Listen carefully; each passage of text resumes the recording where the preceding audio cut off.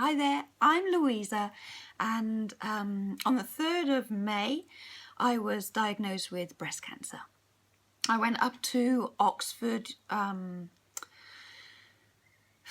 hospital expecting nothing. I went to my doctor and she referred me through to Oxford, and I wasn't expecting anything.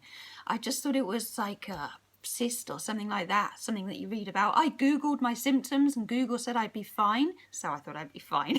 Google always says you're gonna die, so for the one time it said I wasn't, so I didn't take it that seriously. So I went up there and I sent my husband away to have a coffee with his brother because I was going to be out in 10 minutes, didn't matter. And after the first doctor I saw, she went, "I think you should get your husband back." And I thought, oh crap, that sounds a bit serious, but pff. And she gave me a bit of paper and she sent me to the breast imaging area. And so they did ultrasound. And I said, to the doctor there who was doing it, I went, it's just a cyst, right? She went, "It's not a cyst." I went, oh, okay, fine. Never mind then, obviously not. She said, well, we'll do a biopsy, which is quite interesting.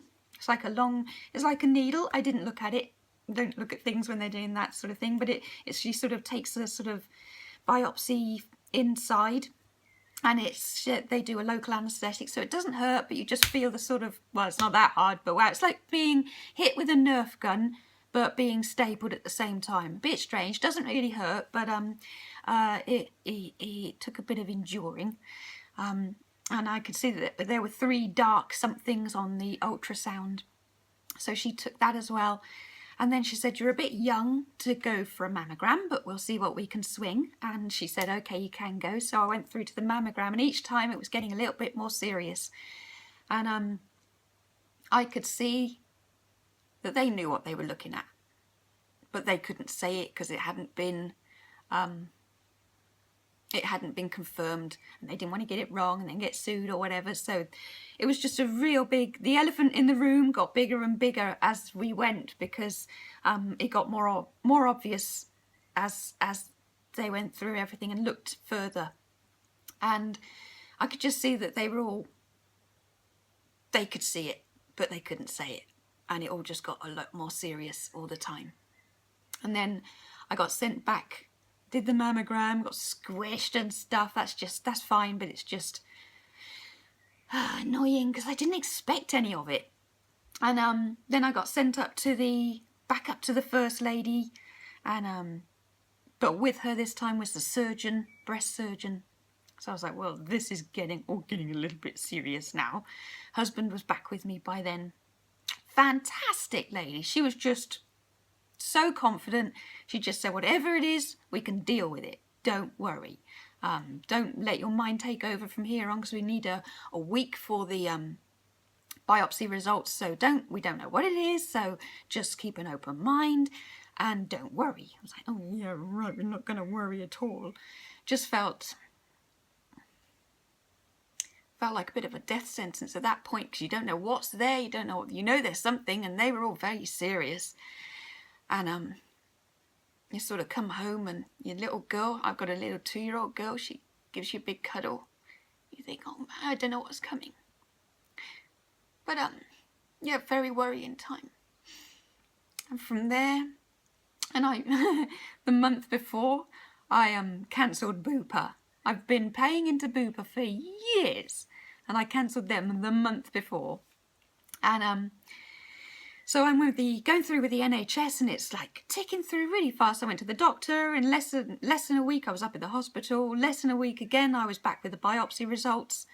Another week later, I just had my MRI and CT scans, because the results were then that it is cancer, and it had touched a lymph node. So from there on, we don't know if it had spread.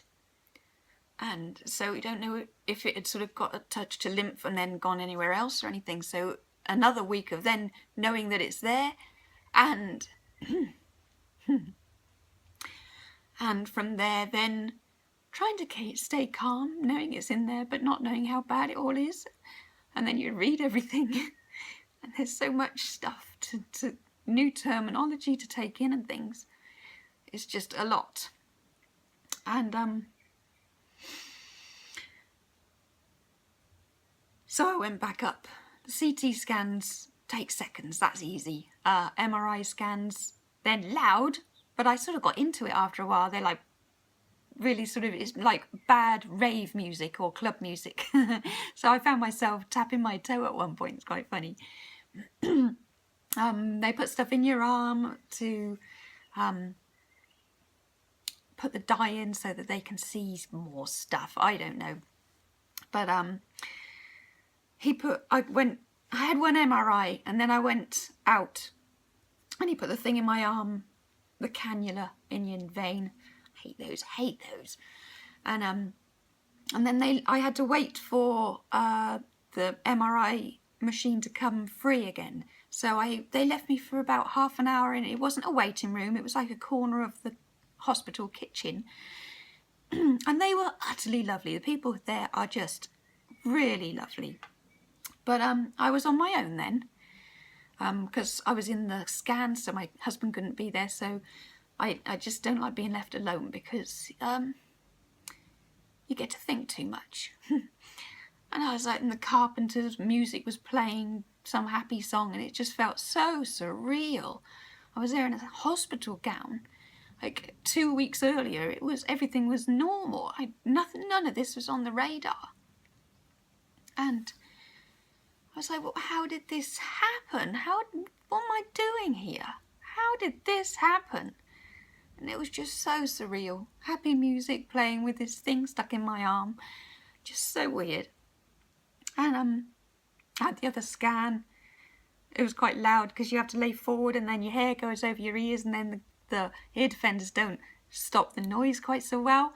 So top tip, take a hairband. I will next time, to tie your hair back.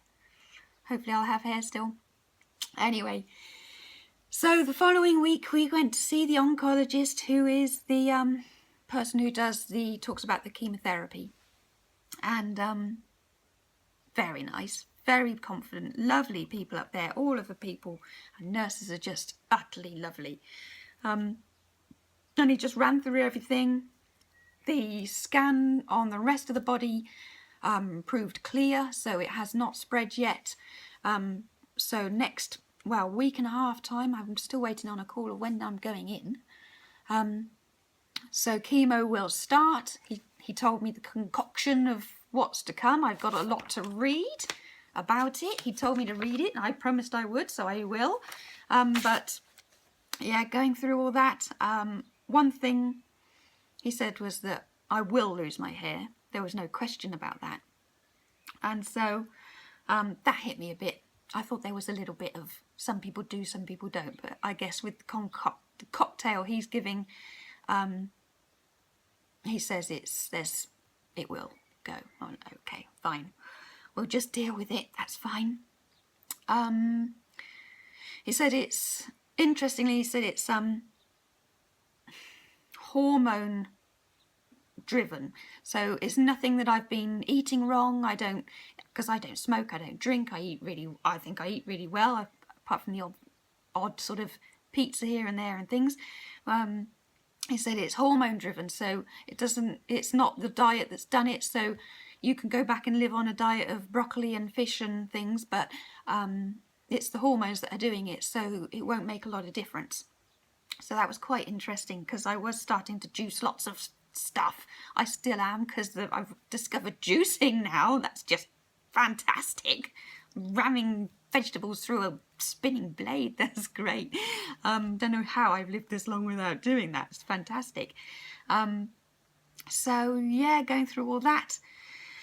And next meeting will be the chemo, so all good fun. But yeah, I just wanted to bring you up to speed with where I am now, because I'm already starting to think more of what I'm going to be doing, how I'm going to be dealing with hair stuff and everything. So wanted to bring you up to speed so far and get this done, because I've got a lot more to talk about. So I'll see you in the next one. Take care.